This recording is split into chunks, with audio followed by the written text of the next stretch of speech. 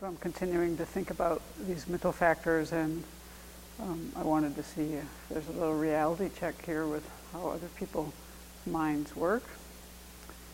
We've been looking at 2 each week, and one that we're looking at is one about enthusiasm, or what I think of as joyous effort.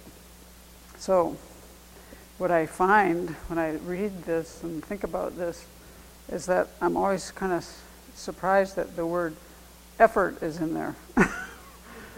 What really goes on in my mind is like the joy is just supposed to be there.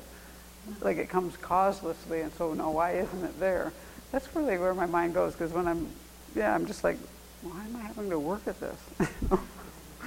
So it's really good to see that how they define these things and leads me to what I need to do.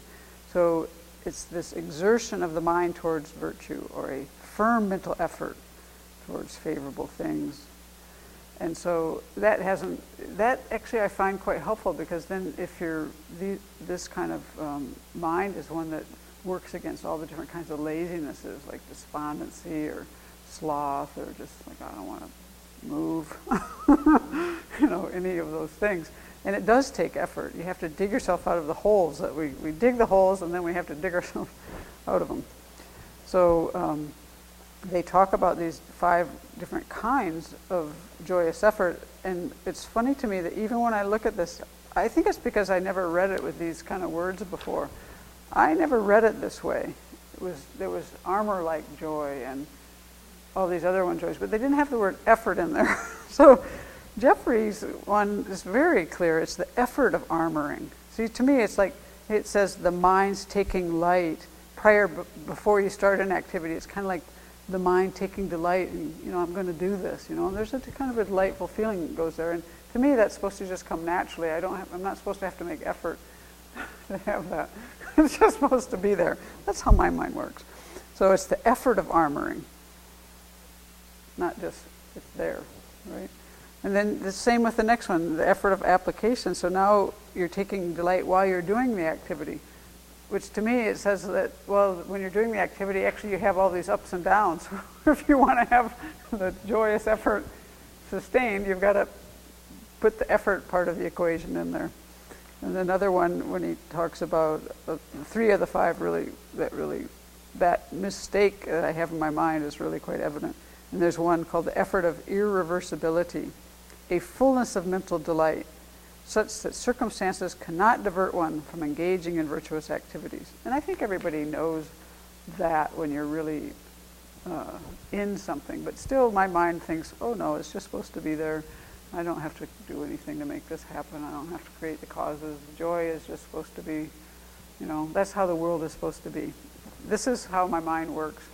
This is a source of unhappiness, because the world doesn't work that way. You have to create the causes. Karma, it's not intuitive to me yet. So then what are some of the causes? I think it's good to just finish with this. And I like to remember this, because this to me turns my mind very quickly. And this is realizing that you need to arouse aspiration. And aspiration has to be based on something too, which is kind of belief or faith or conviction.